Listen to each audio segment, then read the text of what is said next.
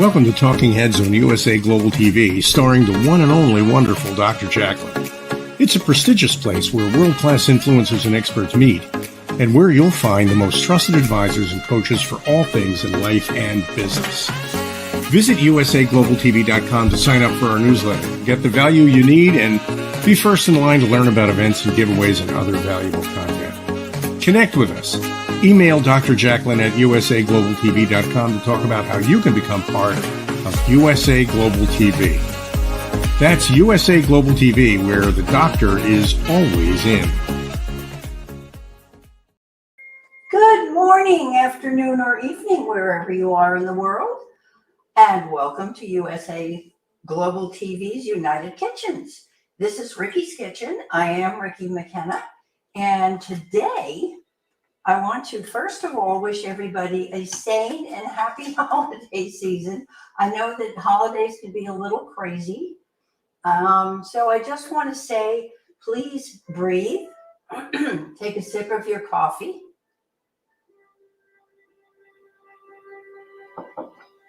and just relax so we can enjoy the show. I am a certified nutritionist. I've been a certified nutritionist for over 23 years. And in so being, I have created a lot of different things in the kitchen. This is my happy place. And I've also tried to make people understand that food is what makes a difference in your life. No matter where you are in the world, as we are on global TV, you have to eat. Most of us have to eat to keep things going. And so my philosophy has always been eat the best thing that you can afford, eat well, and eat right. And actually, that's why I named my book, Yes, You Can Eat Well and Eat Right, and find the joy of cooking. And I have definitely found the joy of cooking. And if you take a look through this book, which is on Amazon, you'll find that you can interpret the recipes to your tastes. And that's the whole idea of the intuitive cooking that we do here at Ricki's Kitchen and in the United Kitchens. So yes, you can eat well and eat right and enjoy your food. And especially around this time of year when most of us tend to gain a little bit of weight. If you want to reach me and talk about it, I am, pardon me, you can reach me at Ricki's Kitchen, RICKI'S.net, where you find the menus for what we'll be doing for the next couple of weeks, especially toward Christmas.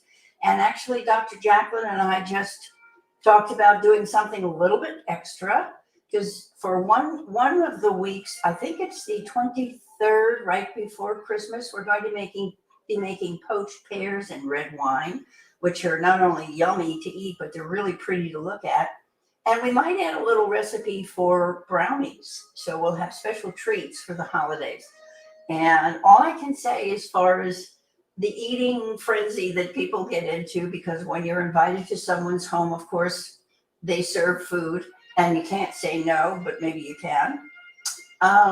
If you can, that's fine. If you don't want to eat something, or if you can't eat something, if it's something that won't work with your system, then please take good care of yourself by saying thank you, but that will not work for me right now, but this will. So you can also, make everybody happy that way, but keep yourself in good health. And again, that's rickiskitchen.net. So we'll get started with today's yummy goodie, and I have to show you the finished product first, which is our Spanakopita. And this is really, let me see if I can do this right. There we go. And you'll have to forgive the little delay here, but it does work. And here's a picture of the actual finished product. And each one, of course, comes out a little bit different, but this is our spinach pie. So with that, we will get started. And I'm a firm believer in fresh. This can be done with frozen spinach, if you choose to use frozen spinach. It calls for 3 packages of 10-ounce frozen spinach, but I happen to love fresh, so I've already chopped up most of one of these packages of spinach. It's a 16-ounce package, and we'll do the rest of it so I can show you how fine it gets chopped. Excuse me for 1 second.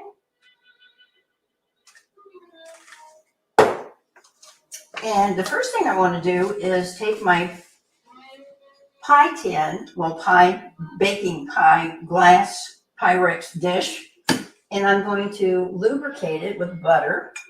I'm going to just put butter over the whole thing, including all the way up the sides, because as you can see from the finished pie, it does come all the way up the sides.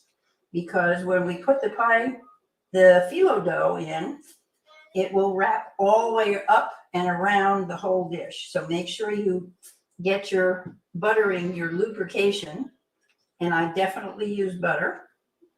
And I'm using salted butter this time. You can use unsalted butter if you prefer, but I'm using salted butter because that's what I prefer, and it seems to work well. Okay, so our dish is ready. This can also be done in a cast iron skillet as well. It's something that you can put completely in the oven, but we're going to use a traditional pie plate. And the first thing I'm going to do is take my phyllo dough and start rolling that out. And if you've never worked with phyllo dough, it is quite delicate. And my hint is it usually comes frozen and it tends to fall apart. So we're going to take the little pieces of dough and keep them here. And I have a cookie sheet. It's kind of a big one. And I'm going to lay them out on the cookie sheet, because with this recipe, we do the individual sheets of phyllo dough one at a time that we butter. And then we're going to take all of them. We'll do 6 layers. And I'm going to start out here on my table. And we're going to take 6 layers very carefully. That's why you have to keep it moist, because otherwise it will break off. So here we go. And I've melted a 1/4 pound of butter, which is, if you're doing the sticks of butter, it's 1 whole small stick of butter. And take my pastry brush and very carefully just put butter the whole thing, so that once we get them together, they will stick together. So the butter does help them. And what I've found is on the cookie sheet, it tends to move around a little bit, but that's okay, because we'll settle it down once we put one on top of it. And again, we're going to do 6 layers. So be really careful when you're spreading out the butter so that you don't rip the phyllo dough. That's a good friend of mine on the East Coast said, okay, yep, you're doing that. He said, watch out for the holes, keep it moist. So that's the program. So we'll take the next layer, and you can see it's big.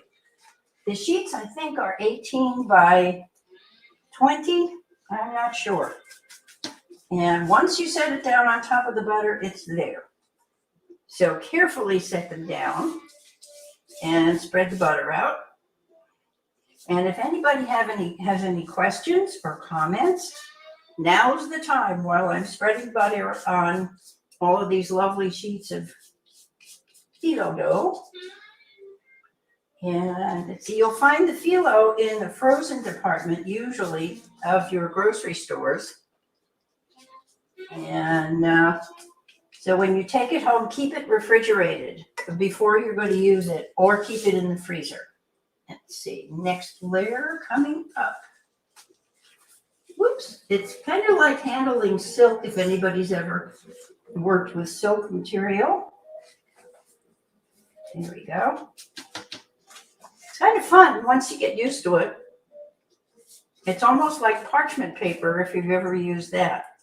And what I love about the phyllo dough is even if you're gluten-free, I haven't found gluten-free phyllo yet, but I'll keep an eye out for it so I can let you know. If you'd like to send that question into rickiskitchen.net. I'll be happy to address it and see what we can do about finding that, because I really don't want people who cannot eat gluten to miss out on this. It's such an absolutely marvelous dish. And so we'll have to find out if there actually is a gluten-free phyllo dough. I kind of have my doubts and I haven't checked it yet, as I say, and even if there isn't, we can figure something out.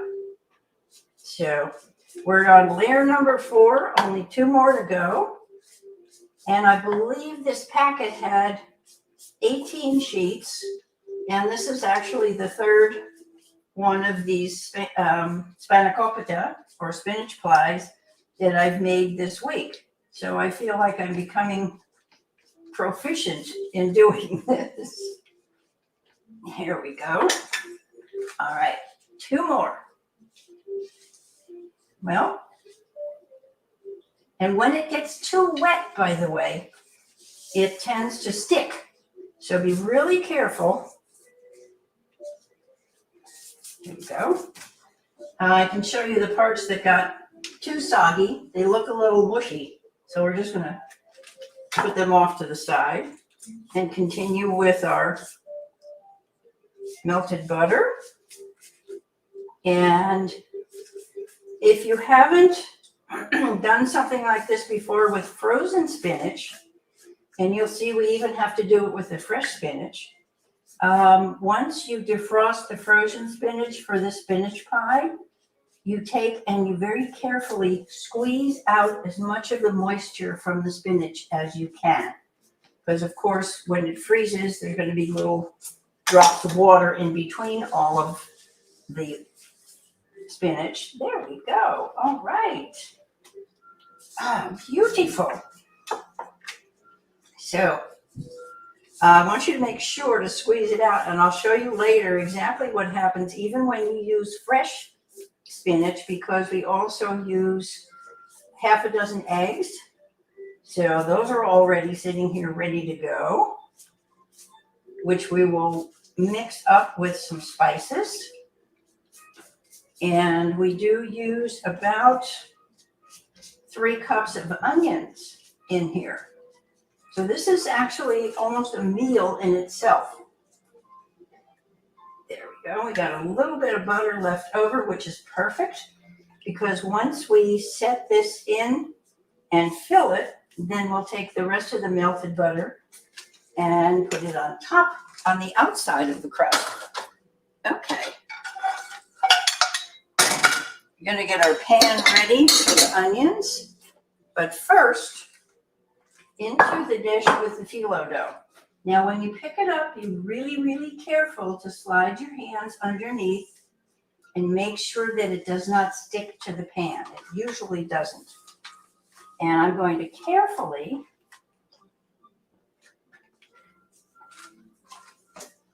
wipe my hands so I don't lose it here. And we're going to take the phyllo dough from underneath and very carefully put it right in the middle so that the sides are kind of evenly spread out. And of course, since they're rectangular, it's going to be a little bit longer on one side. But what I want you to really do carefully is let it slip into the pie pan.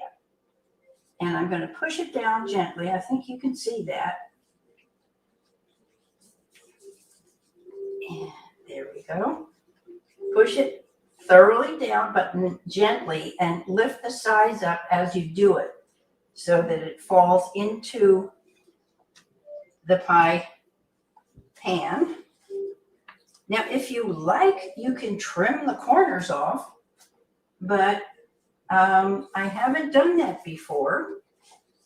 And it comes out just beautifully because it gives you all that lovely flaky dough to fold over the top. So now that I've got grease all over my hands, we're going to give them a wash.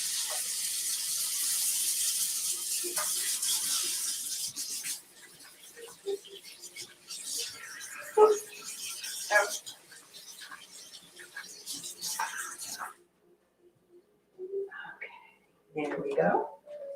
And I'm going to set this aside, back on the cookie sheet actually. So there, our pie pan is ready.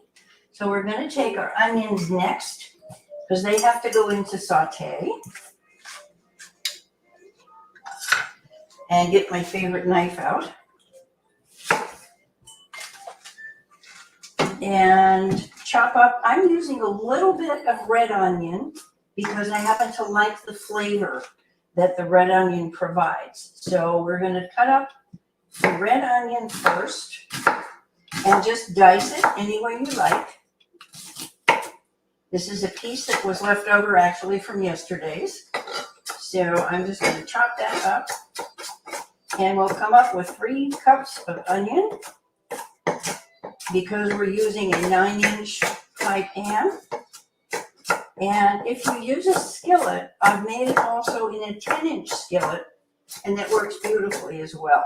So if you have a 10-inch cast iron skillet, that's perfect. Anywhere from a 9 to, actually we could use an 8-inch as well. But the 9 and 10-inch skillets work beautifully. So here's our red onion, which I'm going to put into my measuring cup to see how much we have.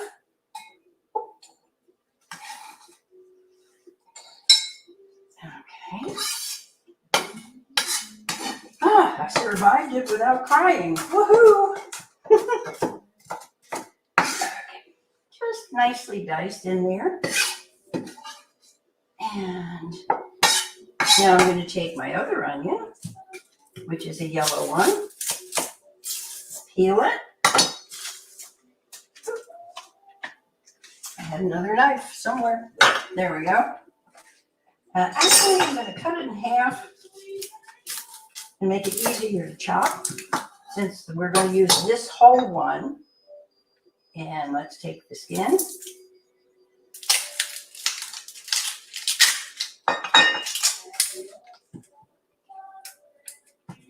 Ooh, this one's a little stronger. Ooh, yes.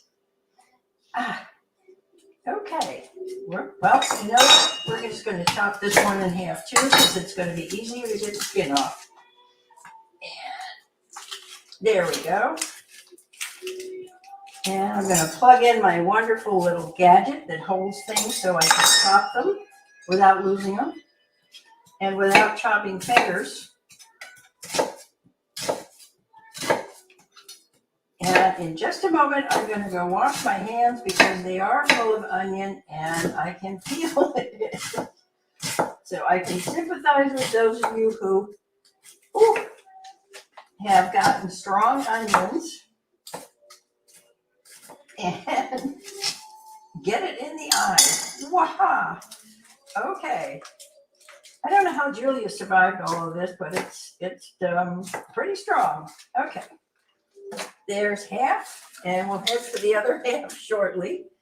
As soon as I see how much we've got here. It's amazing to me how much an onion grows in capacity and in volume once you start chopping it up. Even if you dice it small, as I'm doing here. Okay. And we're going to mix the 2 onions together because that's the flavor that really, I happen to like the flavor of both the yellow or white onions, and mixed with the red onion, it gives it even more a depth of flavor onion-wise. Okay, so let's cut this one. Make it a little bit easier to peel. This was a nice, fresh, new onion. And if you don't have one of my favorite gadgets, you can also just use the peel that I'm doing right now and make it into a handle. If you can just hang on to the onion this way. Excuse me, just 1 second. Oh, the onion really got me. Oh.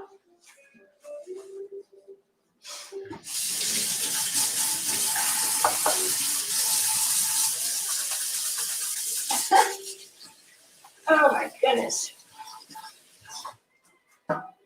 Isn't running water wonderful? And soap. Oh, yes. Ah, better. Okay. Now to finish the rest of the onion, we've got some more to chop up here. And hopefully it will, since I'm chopping from the top to the root, supposedly that helps it not be quite as strong, because the strongest part of the juices and the aromas are from the root of the onion. So we're chopping from the top to the root, and the root's the last part, or next to the root is the last part to get added in. And sometimes it's pretty darn strong. Okay, there we go. We've got about 2 cups there now. And so the other half of that great big beautiful onion is about to go in, and we'll have about 3 cups of onions chopped. So this is the tedious part, and especially if you're using the frozen spinach, other than squeezing it out. Okay. Here we have. You think that's a lot of onions, but wait till you see the spinach. Okay, here we go. And of course, the spinach pie will serve anywhere from 6 to 8 to, I hope, 10 people, depending on how small it's cut. But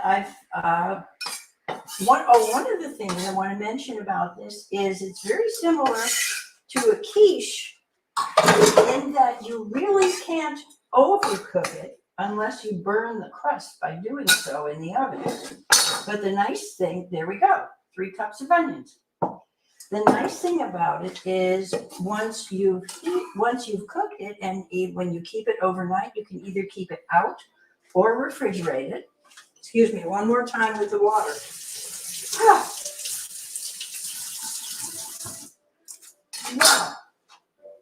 As I was saying, you can either refrigerate it or keep it out overnight. I covered it with a plastic wrap, or you can put it on a cake pan, a cake plate.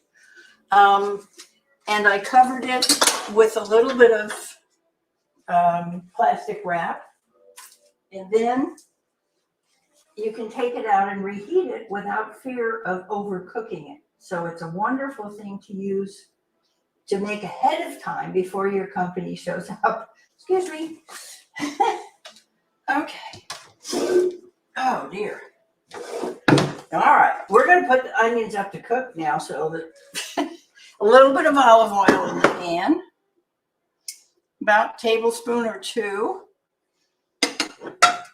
and in go my onions. Mix them up so we get the red and the white ones mixed together.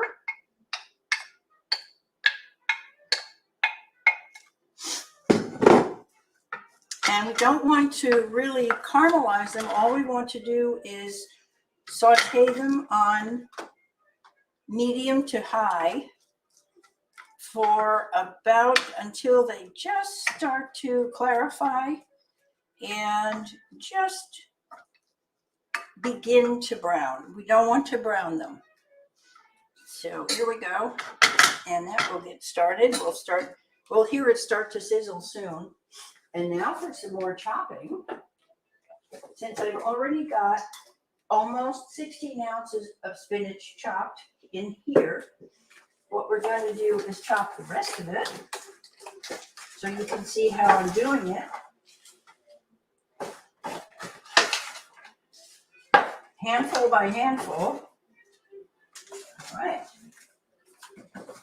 And excuse me one more time, that onion really got me.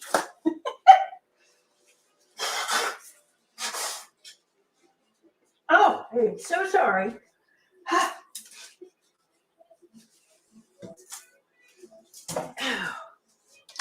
And before I start chopping, of course, I'm going to wash my hands again. That's one thing about being in the kitchen. You do get to have clean hands.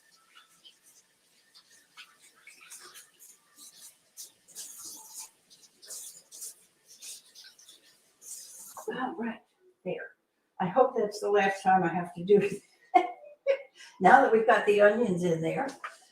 All right, so, and now to the spinach. Ta-da! Here I have a pile of spinach. This is probably about 3 ounces of spinach. And so I'm just going to start chopping. Make sure you keep your fingers out of the way, but just chop it up roughly a couple of times around, and you'll have it, because it does get mixed in with the onions, of course.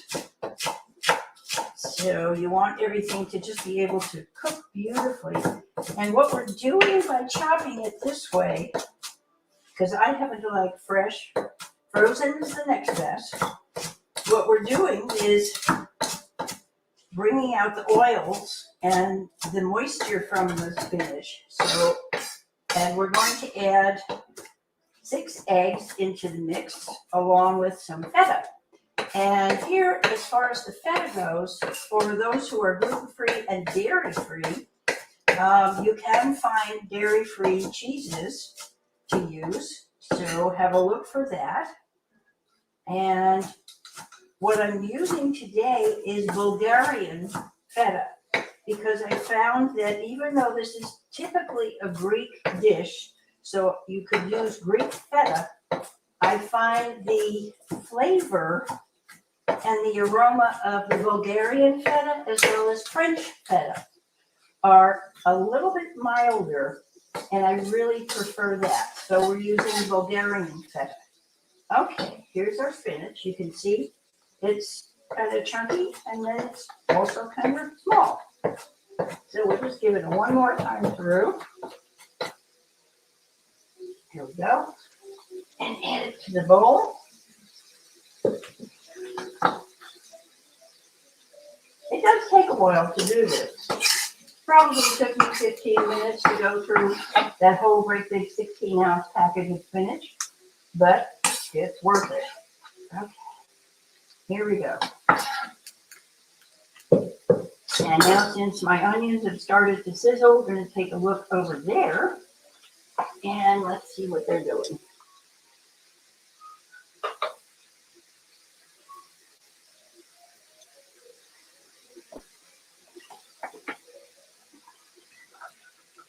As you can see, it's well worth it because it comes out so pretty.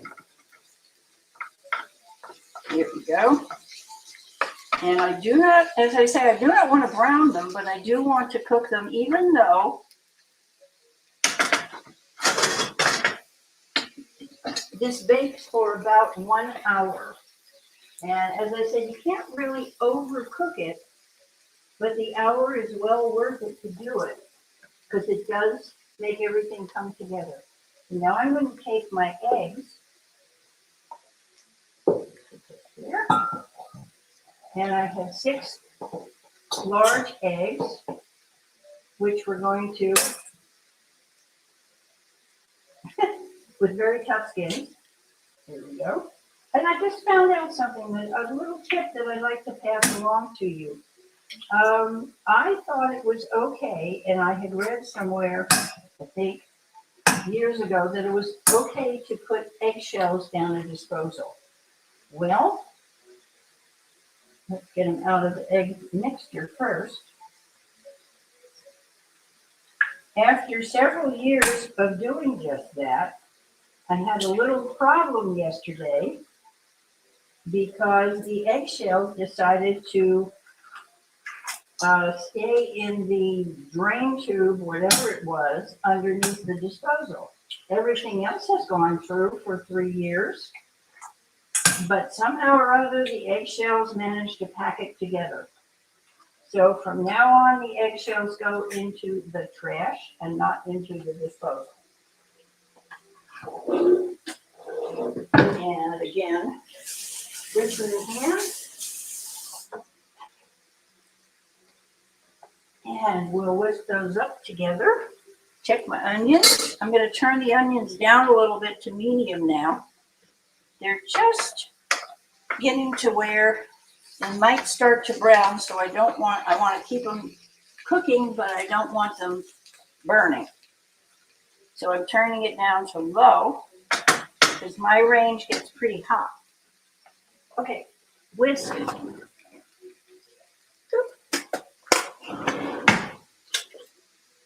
Ta-da! Let's get the eggs together. We're going to add a little bit of salt, but not a lot, because people can always add salt if they like. Spinach, as do other leafy greens, contains a bunch of sodium. They're pretty salty. So instead of the what the recipe called for was actually, I think, a teaspoon and a half or 2 teaspoons of kosher salt. So we're just going to use 1. And of course, yes, you do need salt in baking because it just helps the process and brings out the flavors. So I have about 1 teaspoon of kosher salt. And we'll have a teaspoon of black pepper. This is freshly ground, but it's in here. And if that sounds like a lot to you, it really isn't, because it goes through the whole thing. There's a lot of spinach in here. 16 ounces of spinach is a bunch. And it also calls for 2 teaspoons, I believe, of nutmeg. Yep. Wait a minute. Let's check it. Yeah. 2 teaspoons of nutmeg. So now you can use fresh nutmeg, or you can use dried, as I'm using, the ground nutmeg. Aha! We're coming to the bottom of the nutmeg jar here. All right. So we've added salt and pepper and nutmeg, and that's it. And as far as I'm concerned, there's a lot of dishes that I do because I love garlic, and we all do love garlic. But this one does not call for it. If you wanted to add it, I'm sure that you could. However, I'm not going to. And so we're going to take this, mix up my eggs, beat my eggs up beautifully with the seasoning. Make sure that the seasoning gets all through and there's no lumps in there of the seasoning. And then I'm going to take my bowl.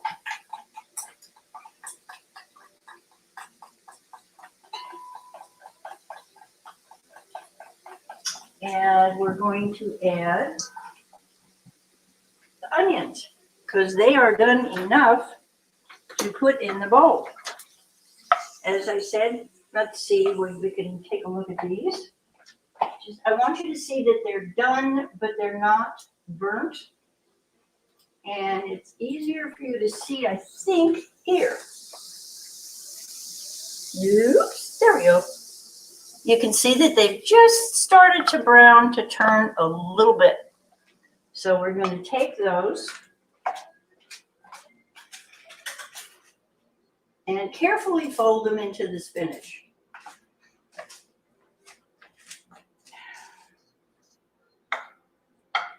About half of it at a time into my spinach mix. There we go.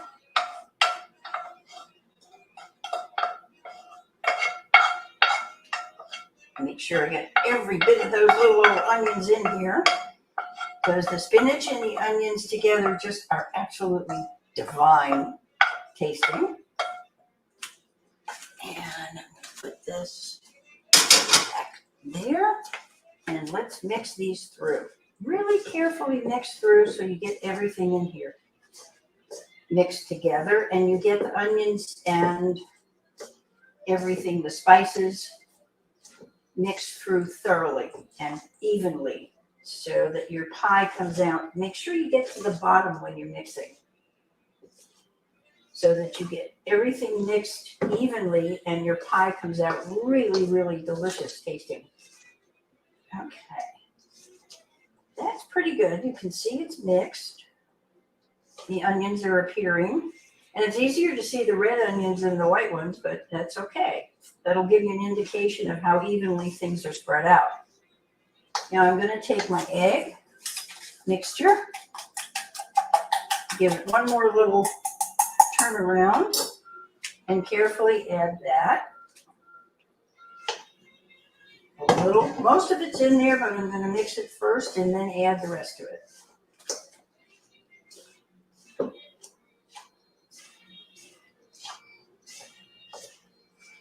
And of course your bowl will get hot. You can use glass, you can use stainless, whatever it is you decide to use. Here we go.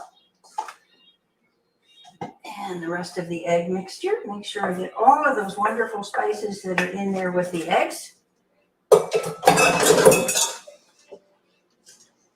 And now we're starting to get liquid. Okay. And of course the spinach is reducing as it gets wet and moisturized. And now we're going to add our Bulgarian feta, which I will cut into little bite-sized pieces before putting it in there. Just chop it up so that it gets in there. If you buy crumbled feta, that works just as well. So just to let you know, you don't have to buy the brick, but since this Bulgarian feta came in brick form, that's what I bought. And so I'm going to cut it up so that it will mix thoroughly in there. And now we have it crumbled. So if you can buy it already crumbled, that's perfect. There we go. My knife. Put that aside. And let's add the feta.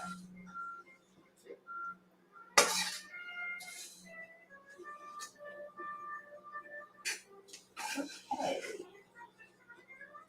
And yep, it's gooey, but it's fun. And as I said, the feta, the Bulgarian feta as well as French feta is usually a bit sweeter than the Greek feta. So I and my family prefer using the sweeter feta. So, and since half my family's in France, it's easy for them to get the French feta. But you can always find it in the stores. If you can't find it, if you're not sure of the labels or it doesn't read and specify French feta, excuse me, ask the cheese person in the store because they should know. Oh my goodness, this is beginning to smell absolutely divine. And that nutmeg has a wonderful flavor and aroma. Parmesan cheese, freshly grated. And it's about half a cup that we're going to add to the mix.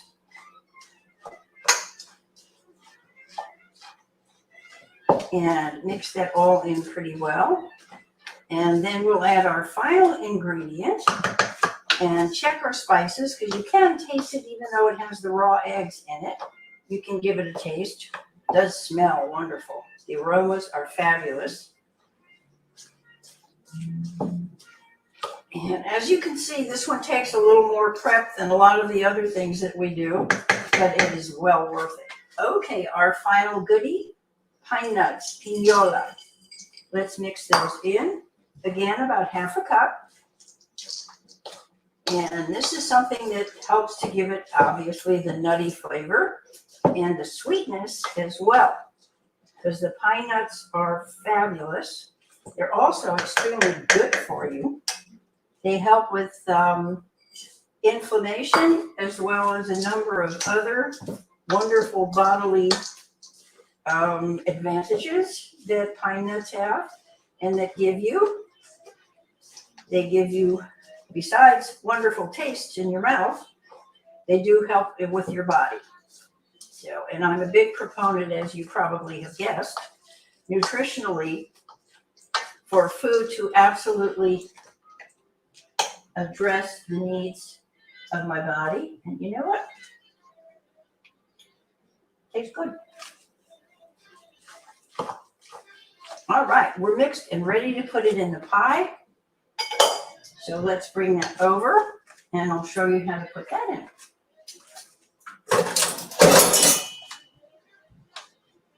All righty. And as I said, we kept it moist. It's interesting because the dough does start to get a little bit hard. So I'm going to take,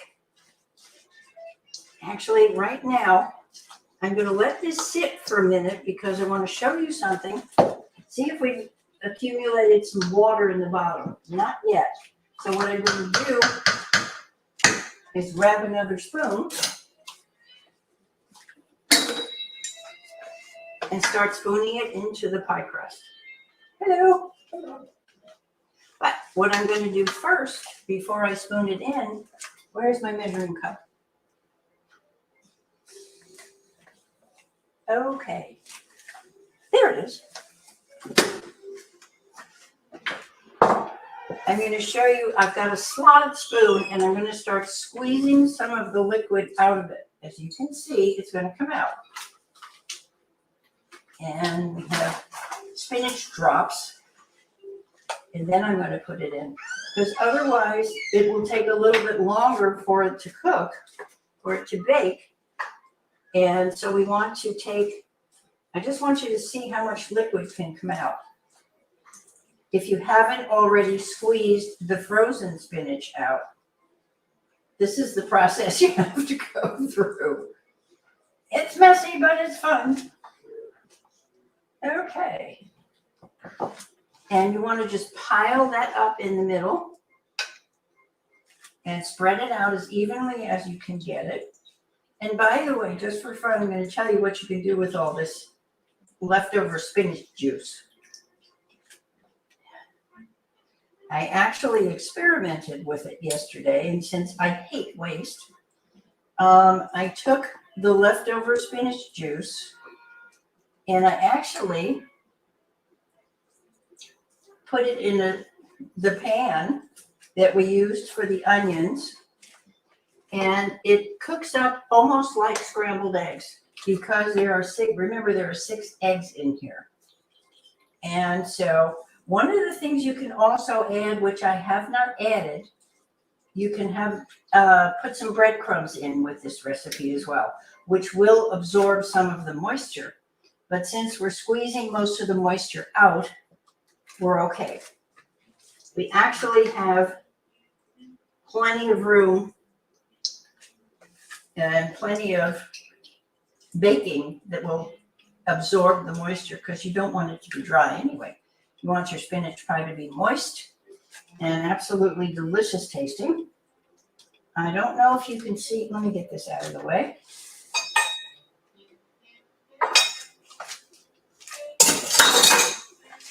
Here we go. I feel like a kid playing with mud pies, you know, only this is a spinach pie. And we get to use our hands. You can see how much moisture is coming out of this. And this is just from sitting there with the egg mixture and having everything mixed up so that we can put it in here. And you may find little lumps of the cheese, but that's okay because they will melt. They'll melt beautifully into the pie. If you have kids that want to help you with this, make sure they aim carefully or give them a bigger bowl to put the squeezings in, the drips. There's plenty in here, and I'm going to squeeze it till we get to the bottom of it because we're going to use all the filling in this. That's why I said this is a 9-inch pie plate, but you can use a 10-inch as well. And it just piles up a little bit higher. We're going to spread it out evenly and scrape it off my hand. Okay, we're just about at the bottom here. And of course, I've got nearly a cup of liquid that we're squeezing out. And as I said, just as a reminder, if you squeeze out your frozen spinach first, you probably won't have to go through this. And since I always use fresh spinach, this is what I do. And if you feel as though you've got too much for the pie filling, which really hard to do, the more filling, the more fun, then you can just, as I did with the other yesterday with the juice, take it and just saute it and enjoy scrambled eggs with spinach. It's almost like a spinach omelet. There we go. And by the way, if you let it sit in the bowl like this for a while, you will get most of the moisture will come out and be on the bottom of the bowl. So be careful with that. Here we go. And let's see what's in here. Just one more little half a spoonful. And squeeze it out. Yes, it's messy, but it sure tastes good. Okay. Now,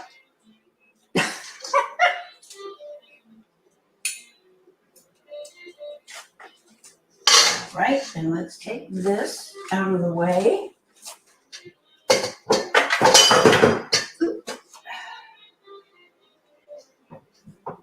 Excuse me a second there. Okay, and now we fold our crust right on top. Actually, put the rest of the spinach in the middle. I think you can see it. Now, I might want to break off a little of it because I want the spinach to show in the middle. Or you can cover it completely. It's your choice. I'm going to just cut off a little bit of it and fold it over right to the edges and then press it down.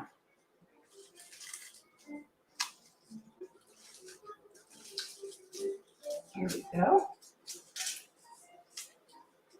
So we have the spinach peeking out from the middle of it. Before I pop it in the oven, I'm going to cover up one little spot here. This is the nice part about the dough. You can just wet it and stick it right back in there.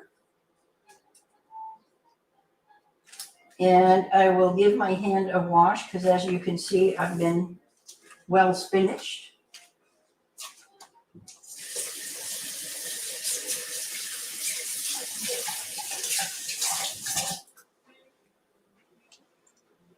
Okay, and now for the final part before we put it in the oven. We take our melted butter, and did I say the oven is at 375 Fahrenheit? Okay, and just cover the outside, all that wonderful phyllo that we folded over. Cover it with butter. And it also helps to glue to the little pieces that we put in there. And so we pop it in the oven. And you don't have to worry about it overflowing like some other pies. And set my timer for 1 hour. And when it comes out, it looks just like this. So here we have our spinach pie, Spanakopita, beautifully finished and ready to eat, and we will enjoy lunch. And then, as I said, if you're like me and you want to experiment, you could probably add another egg to this, all this wonderful juice. We've got a cup of the spinach juice with the spinach and eggs and all the seasonings and everything, and just pop that into a pan, and you can have a spinach omelet. So with that, hearty appetite, everybody. Thank you for being here with us at USA Global TV and Ricki's Kitchen. And Dr. Jacqueline, I hope you enjoy this, and we will see you next time, next Friday at 12 noon Central Time. And we'll be making some other goodies next week. So thank you again for joining us. It is USA Global TV and the United Kitchens, and this is Ricki's Kitchen. Hearty appetite, everybody, and have a great weekend. Thank you.